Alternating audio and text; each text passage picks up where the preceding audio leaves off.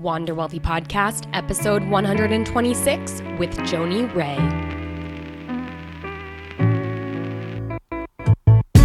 Hello, babes. Welcome back to another episode of the Wander Wealthy Podcast. My name is Tess. I'm the host of this show, founder of Wander Wealthy, and wealth and mindset coach for online business owners, those online coaches out there who are doing the work we need in this world. I help women understand their finances as well as their money blocks that might be keeping them from the financial success that they're looking for. And if you have your own online business and thinking about the numbers makes you sweaty or nervous or maybe a little stressed out, I am your girl, and you are in the right place because we like to talk about money around here and make it way less stressful. Today, I am joined by a guest. Her name is Joni Rae, and she is the founder of the Mindset Group. Joni is an executive coach, master facilitator, and business consultant. The Mindset Group is a minority woman-owned business committed to turning visions into reality. And they have a couple of different branches that you're going to hear more about in this episode. I had so much fun chatting with Joni because we talked all about mindset and specifically her niche where she's been doing most of her work lately, although she, like I said, has multiple branches of her business, has been working with executives. And so we have a really good discussion about what mindset coaching looks like when working with someone of that caliber. And so she has some really unique things to share about that type of coaching and the executive culture. And I think you guys are going to find it really illuminating. We also talk about her money story, and she shares some really great experiences that I think we can all pull from when it comes to money mindset and becoming more self-aware about what actions we've taken in the past because of the money stories previously and how we've learned from those and taking different actions that'll better serve our future stories, the future that we are trying to create for ourselves. So this is a really great episode. I can't wait for you guys to dive on in. So let's do it. Here is episode 126 with Joni Rae. Joni, welcome to the Wander Wealthy Podcast. I'm so excited to have you here with us on the show to talk about mindset. Tell us, what is something that you're loving about life right now? Oh my gosh. Hi, Tess. I'm really so excited to be here. Thank you for having me. I'm really excited about a lot of things. Things are just going my way right now. You know how when we plant the seeds and there's that season and then everything just blossoms. Things are starting to blossom right now. So I'm on my way in a couple weeks to a trip to Bali with a group of women I'm going to lead a personal development retreat for. So that's in the forefront because we're trying to figure out what to pack, and it's very, very real that the days are counting down here. So that's definitely one thing. And I'm just really excited about being the author and creator of my own life. It's something that I have coached and preached for years and years, and I've wished that I could do after being in corporate America for almost 12 years. Now to say, I am in the driver's seat of my life. It's a really exciting thing. That is so awesome. And I got to chat with you a couple weeks ago about, who we were, and we're just getting to know each other. But I would love for you to tell the audience what your story is and how you got to where you are today, and then dive into what it is that you do and how you serve the world. Absolutely. Well, I was in corporate America. I worked for two of the largest agencies in the world. So these are consulting firms that serve our clients happen to be in the government space. And I was responsible for doing change management and stakeholder relationship management for large enterprises, whether it be the Veterans Affairs or Department of Commerce or Environmental Protection Agency. And my job was to have people change their behaviors. So if they were on a paper-based system one day, we had to move them to an online system. And through that process, I really found what I was actually passionate about, which was coaching those senior executives responsible for those extremely large projects. So from there, I offered coaching services outside of that company. And then now I've grown a coaching business. So that's one of the things that I do right now. I've also kept my consulting work and business. That's another arm that I do. And then I also throw large events. This is all under the umbrella called the Mindset Group. Mindset is the theme, that's the common denominator to it all. It's really about using your mindset to transform not only your personal life, your business, your team, but also your community. That's what I'm up to. That's amazing. And how long have you been doing this? Yeah, well, we've been in business. I can't believe it's only been 1 year, but it's been 1 year on the entrepreneur kind of ride here. And then before that was in corporate. So in this past year, it's been such a whirlwind because I've had different projects, from working with large agencies to working with small business owners to executives in large corporations. Just given my kind of diverse background, I've been able to do those different things. And people ask me how I'm able to do all of them and keep them straight. Well, I'm just really passionate about seeing individuals and teams succeed. So I use the power of mindset tools to get people the results that they want faster. I just had to ask that question because I think, as you had said, like starting to see things come together, and you've seen things come together really fast, which is an amazing, just an amazing kind of attribution to the work that you do. And I think, being able to go from a very, I don't know if consulting is like the most corporate environment in the world out of like, if we're like measuring up other corporate environments, but going from like such a big, career path is what I think I'm trying to get to, because this is something that I personally struggled with. I had a very specific career path, and leaving it was like, oh my gosh, wait, what are you going to do? You're going to go you're going to go work with, you're going to be an entrepreneur. How was that transition for you? Well, the transition, it's been all things from scary to exciting to everything in between. Cause I have 2 kids. They're 4 and 8. I have a husband. I have like a life outside of my passion of growing this business, and to keep everything afloat and keep the lights on, and just all of the pressures that comes with leaving a steady paycheck to doing something on your own. It's pretty daunting.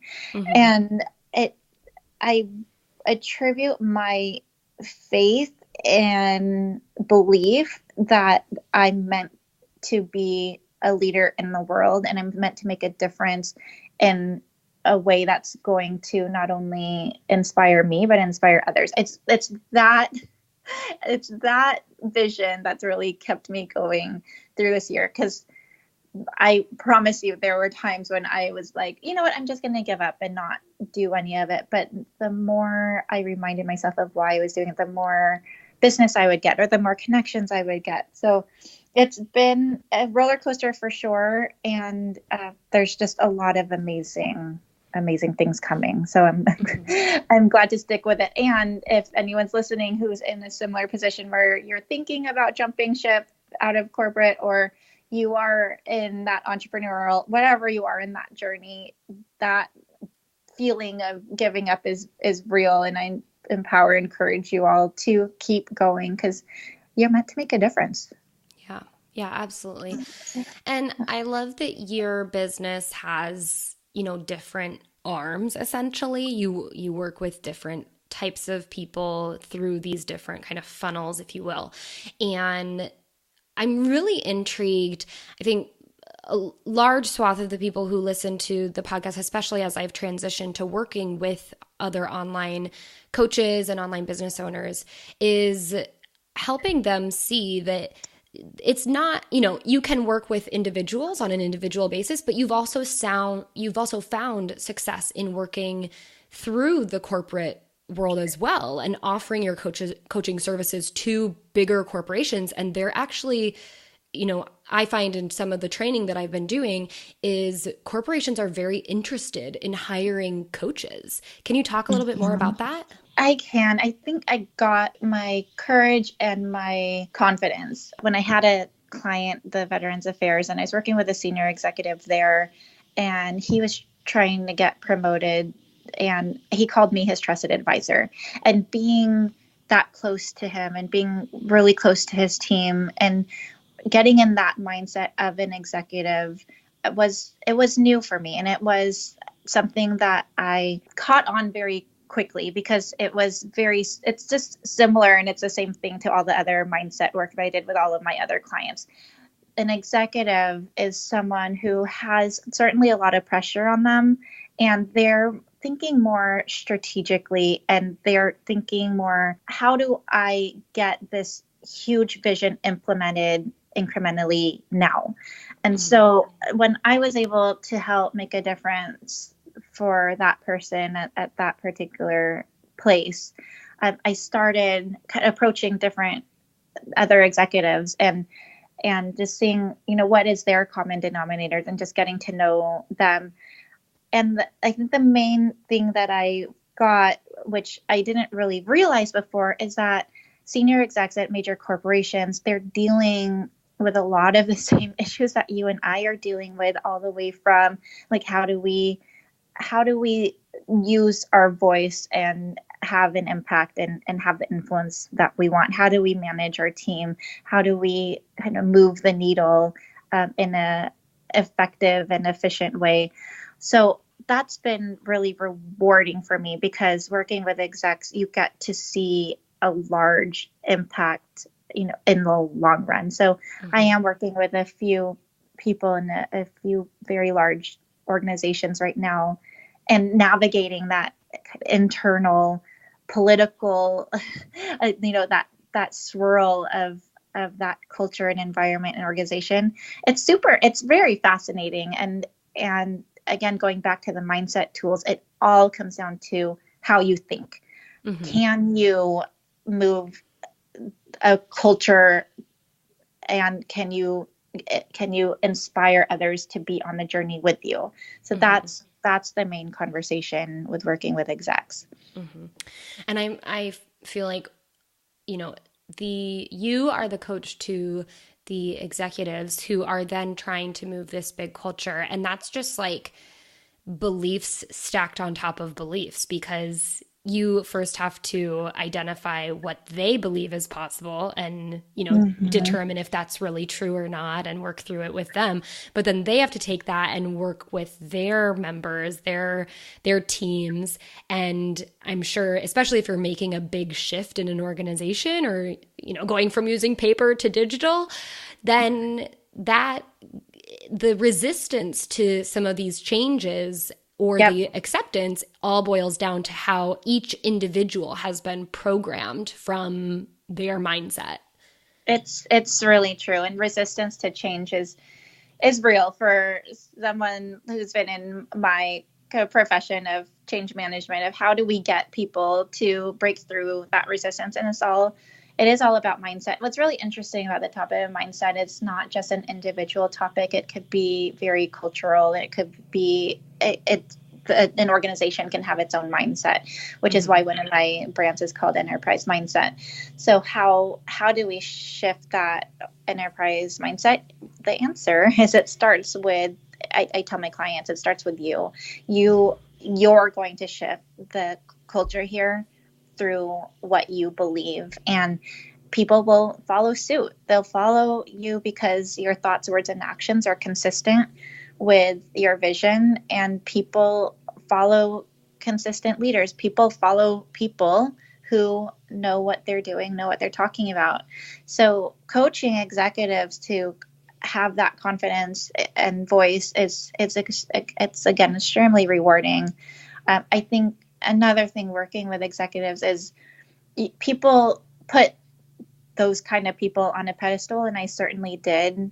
And that was my personal breakthrough in working with execs, is that I used to think they're different from everybody else, and they are just not. They are human beings who have families, who have huge responsibilities, and they're just trying to be the best that they can, and working through their mindset and working through their limiting beliefs. It's like working with other clients. It's just a larger scope. Mm-hmm. So I want to dig into this a little bit more, and this will kind of shape up our tangible tips round. And I promise we're going to be talking about money stories soon. But yeah, I really am intrigued, especially with executive coaching, but even just like the money or the mindset coaching that you do with your individual clients outside of the workplace. What does a session look like? And I know it probably is highly dependable, but what does maybe your process look like to get people to, start talking about some of potentially their deep-rooted beliefs or stories or things that have been holding them back? Yep. Well, we always start with the end in mind, because there is a reason we're in the session, and that person kind of knows they're either saying it or they're not saying it, right? There's a reason why we're having this conversation. I want XYZ, and I'm very quickly able to get that person to say things that they may not have either said before, or they just don't usually talk about with people. So that's step one, is what are you not saying? What are you not admitting? What is that big dream? What is that big thing stopping you? We get that elephant out of the room first and foremost, because we have to go there as to why are you here? What is deep in your heart, and what is that thing that you are trying to accomplish? Once we get clear on what that is, then we look at, and we've had a few conversations now, Tess, and I know you use a similar processes. We do need to go backwards to go forwards. We do need to look in the past of what stories have you told yourself that is stopping you in the present, because wherever we're stopped today is a result of stories that we've told ourselves in the past that we've just believed, because a thought, thanks to Abraham Hicks, a belief is a thought we think over and over. So if a belief is a thought we think over and over, what kind of thoughts have we programmed for the past 10, 20, 30, 40, 50, sometimes longer years? And what are the things that we need to kind of replace those thoughts with, so that we can, and you've talked about this, Tess, as well, as we're going to, I call it the spiritual gym or the mental gym. It's going to take discipline to reprogram those thoughts. So then we go into that. And then from there, sessions after that just look like maintenance. It's like going to the gym. There's homework in between each session. You said you were committed to accomplishing XYZ, having these conversations. And the homework that I give my clients and they give themselves is all based on the future version of themselves that they're committed to be. And there are people in the past who see you a certain way, and those people can't propel you forward because they have this view of you already. My role as the coach is to see you as your highest possibility, that person who has achieved all of your potential already. So I'm seeing you as that. So we're going to do homework consistent with that. So what are those conversations that need to take place that are going to take a lot of courage? What are those actions that are going to, so there is homework in between sessions. And then we keep meeting and meeting until we reach those breakthrough results that we set out, session 1 and 2. That's what a typical kind of engagement looks like. That's awesome. And I love that you said my job as the coach is to see you as essentially the person who's already achieved the goals you're going after. And I think that's so pointed, because so often, as you had mentioned, the people who look to us to lead see us as we are. They're not like thinking like, oh, they are, I mean, maybe because sometimes we have a disconnect between what we put out there and what's really going on internally. But there's the people that look to us as leaders, see us how we are. We personally see ourselves as who we are. And so rarely do we get into the position of identifying as the person we want to be. And I think that's really what, if you bring in a coach, they can help you get there as well, so that you can truly take the actions that level of, ultimate goal reaching abilities that person is doing, or thinking the thoughts that those people are thinking, or, having what it is they ultimately want to have.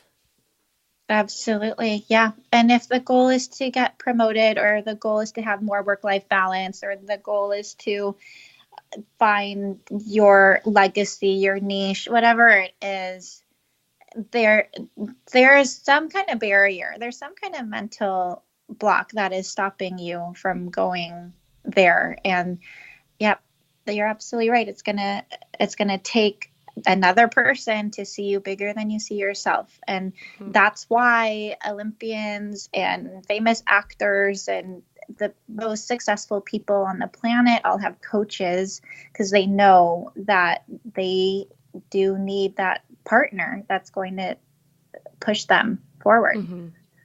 Yeah. And as someone I've always been like quite the rational person and a very fairly frugal business owner. And I've gotten to many instances in my business where it's just like, I need someone else to hold the space for me because I can't do it any longer.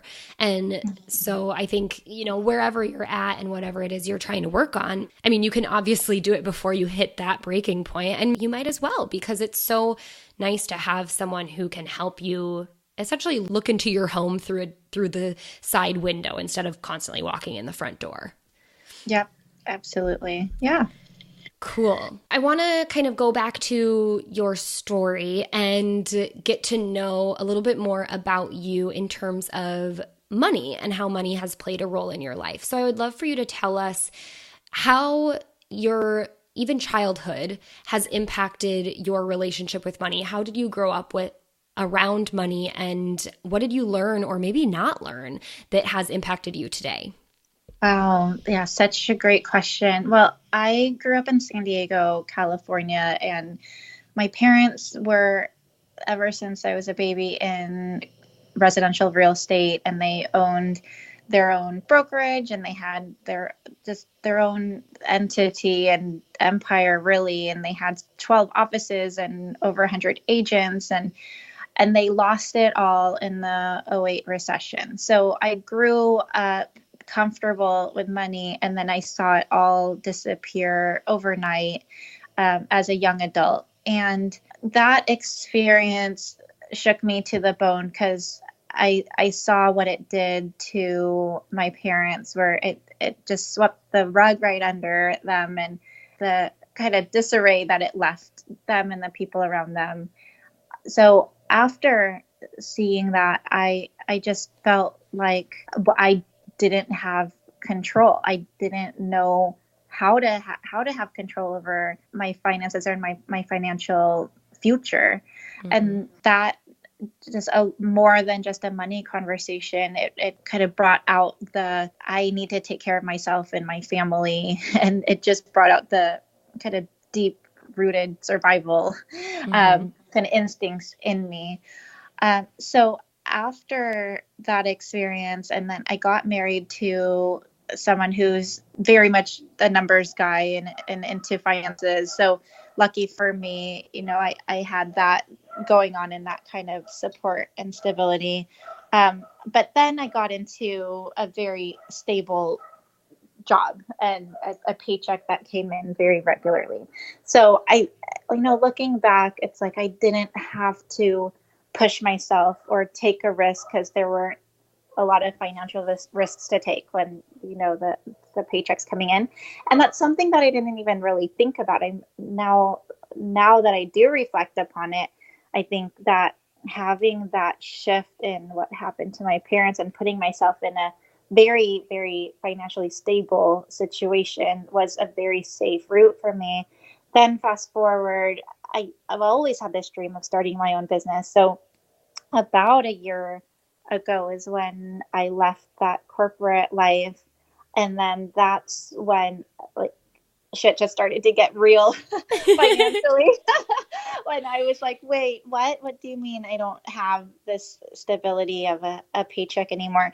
So my mindset kind of journey and the mindset tips I give to my clients, and money is a huge topic, and so is relationships, and so there are these main buckets of things that I talk about with my clients, and this uncertainty and uncertainty of the journey that I've gone with money. It actually has helped me in my coaching, helped me have empathy with my clients as they're figuring out their money story and money journey. Where I am now is I've just put a whole lot of trust and faith into what I believe I'm meant to do and what's meant to be for me.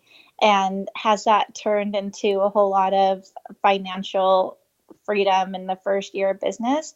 Not yet in the way that I'm dreaming of, but I am setting myself up for the next year to have financial goals and breakthroughs that I don't know if I ever really even imagined before. I mean, I've broken through these huge mental barriers and blocks, and so we talked about a few of my companies. I just started another one called Women's Worth, and we're going to travel a 2-day leadership conference all over the country.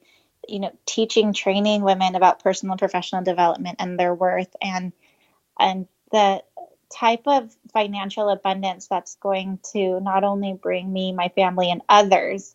It's just, I've expanded my mind to what it means to be financially abundant. It's no longer this dream, or it's no longer a risk.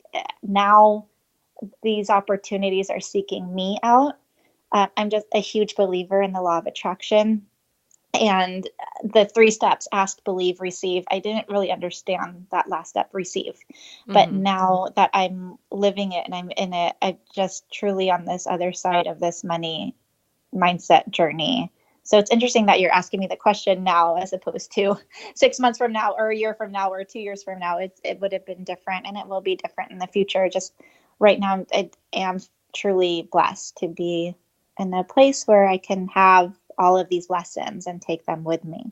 Mm-hmm. That's so great that you can pinpoint that, in retrospect, the choice to go get a very stable job was really in reflection of seeing what happened during the recession. And I think this happened to quite a lot of us as we saw other people go through something and knowing, okay, I need to avoid that. How do I put those, things in place to avoid that? And then now kind of coming out the other side, this is something that I like to do. And I just like to think that, it's fun to, within the realm of reason and making sure that it's a smart choice for you as well, but like making little experiments out of life in a way. And like what you're doing is you're really like, you've stepped outside of your comfort zone, and you're basically like, okay, I'm going to challenge myself. And probably without realizing it, like you're challenging your money barriers and your willingness to get uncomfortable with the unpredictability of becoming an entrepreneur and going out of this very stable career.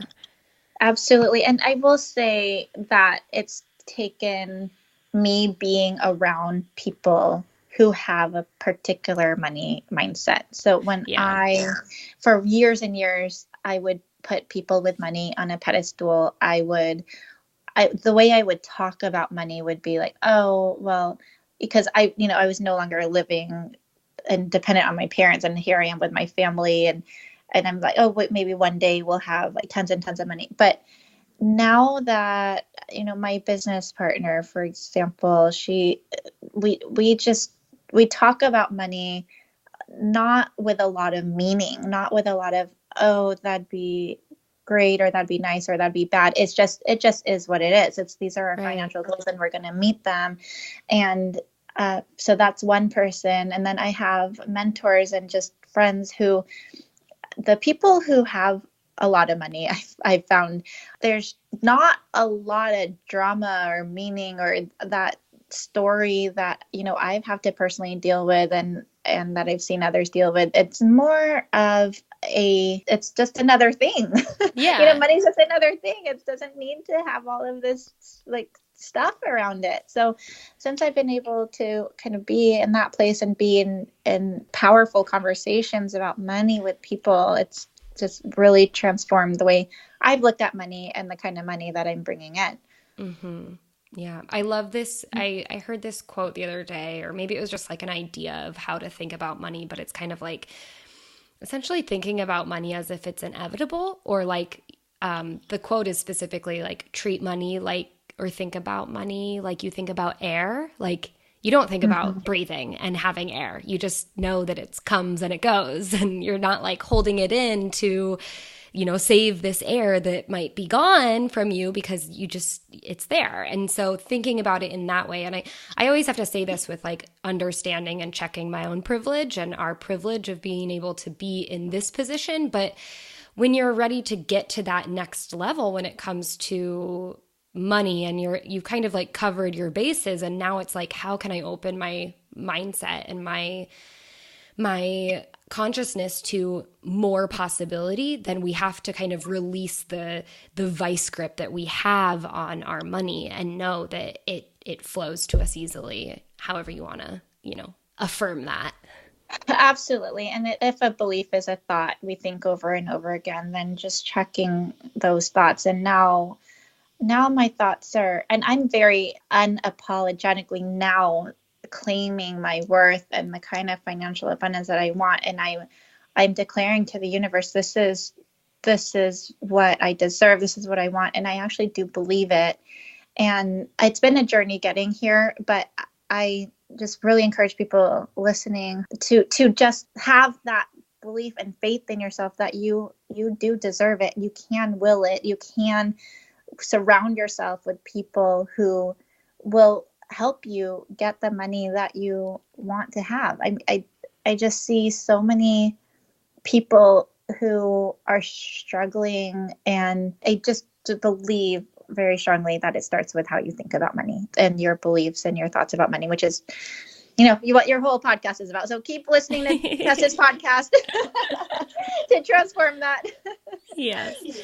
I'd love for you to tell us what your, and it doesn't have to be money related, but just your general kind of mindset, routine, and practices personally. Yeah, I have a bunch. One of them is meditation. I really believe in the power of being silent and still. And meditation can look like different things. It can look like sitting there for 15 minutes and meditating, but being in a meditative state is also being present and doing that third step in the law of attraction, ask, believe, receive. And really receiving is about letting go. So I just got back from a week trip by myself without my kids, without my husband. And I was with family and friends on the beach, and I was able to shut down the phone and computer and just receive. When I say receive, what I mean is to just let my work just go and then be able to receive from the universe. Because when I got back from that trip, that's when I got all of these phone calls and all these opportunities. And that's definitely part of my mindset practice now, for sure, is to turn everything off and have time to myself, because that rest, I know how important it is. Because when people with our personalities who are just constantly pushing and we're overly ambitious and overly in control, we can't allow the space to receive if we're not going to let ourselves be still and be in that meditative place. Last big question before we go into the quick and dirty Q&A round. I'd just love to know how you make money in your business, what you spend your money on, and what you're currently saving for. Okay, so how I make money in my business. I have one-on-one coaching clients. I also have consulting work that I do. My website is themindsetgroup.com. So all my services are listed there. So along with coaching and consulting, I'm also a keynote speaker. So those are the main ways I make money. I also, as I mentioned, started a business, and I'm going to go into the events industry where we're going to put on conferences and events. I'd like to think of how I make money as building people up and building communities. So as I see making money as an exchange. So I charge what I'm worth, and then in return, people get my services, my talents, and my value. So that's how I, offer value to the world. That was your first question. What am I saving for? Was that the next what one? are you saving for? Great question. I love to travel, and that's just on the top of my bucket list as far as where it's kind of everywhere. I want to go everywhere. So I do have a travel savings fund, and I believe in travel with family, with my husband, with my friends, and by myself as well. So I want funds for all of that. And then the last question. What do you spend your money on? I spend having two kids, a lot of money goes there, just with all of the things that goes with having children. But I love spending my money on experiences, on being with people. So whether that's going to a show or going to a nice place to eat, I just love connecting with people. So anything that has to do with that. Very cool. All right, let's get into the quick and dirty Q&A. These are just a couple fast-paced questions to wrap up the show. What is your favorite account to follow on social media? It's not a one particular account, but I do love any accounts that's going to inspire and lift me up. So accounts that are just inspirational in nature, that have inspirational quotes. I mean, I love all of that stuff. So those are my favorite. Got to get that motivation somewhere. Might as well be in your feed. Right. The book that has made the biggest impact on your life? The one that comes to mind is Before Agreements, Don Miguel Ruiz. And I'm thinking about that one right now because I'm raising an 8-year-old daughter who she's got media around her, social media, friends, and it's a different world that kids are being raised in today than from when we were raised. And it's a book that I quoted to her just the other day, and it's one that we're going to read together, because not taking anything personally, doing your best, they're just essential things that every child, every person needs to know, needs to have memorized. So Four Agreements it's actually one of the books that I have all of my clients read as one of the foundational books of just life. Great. Joni, thank you so much for joining us today. I would love for you to tell us where we can find you so we can stay in touch and follow along. Yeah, thanks. Well, my website is themindsetgroup.com, themindsetgroup.com, and you can find me on Instagram, Joni Rae, JONIRAE.co, JoniRae.co. Awesome. Thank you so much again. It was so fun to have you on the show. Thanks, Tess. And that's a wrap of this week's episode of the Wander Wealthy podcast, episode 126 with Joni Rae. If you guys want to get access to this week's show notes, you know where to go, wanderwealthypodcast.com, and search for episode 126. You guys, thank you so much for joining us this week. It has been such a fun week for me, just reflecting over the past couple weeks. There's been a lot going on, but we are in the midst of another round of the Payday Party workshop, getting ourselves set up for Q4 of 2019 and really getting ready and using the workshop and what we're learning and the goals that we're setting in this workshop to get us prepared for 2020 and to crush those revenue goals. If you guys are ready to take charge of your business finances and stop kind of living in the dark or taking it day by day and feeling like, I don't have a plan at all, then I invite you to download my Easy Profit Roadmap. It's going to walk you through the 5 steps that I take all of my clients through, or I guess maybe you would call them phases, and really just understand how to develop a more profitable business. And then you get to do the Easy Profit math, which is going to help you define your purpose-driven revenue goal. Because honestly, if you have a 10K a month goal or a 6-figure a year goal, or I just want to replace my 9-to-5 salary goal, that's great in theory, but it actually doesn't pan out that well. And so I invite you to set your goals with purpose and download the Easy Profit Roadmap and find out your purpose-driven revenue goal. So you can get that by going to wanderwealthy.com/roadmap. And if you want, hit reply to the email that I'm going to send you once you download that and tell me about your business and what keeps you up at night when it comes to your business and maybe even the money stuff. All right. Thank you so much again for joining me. And until next time, I hope you wander wealthy.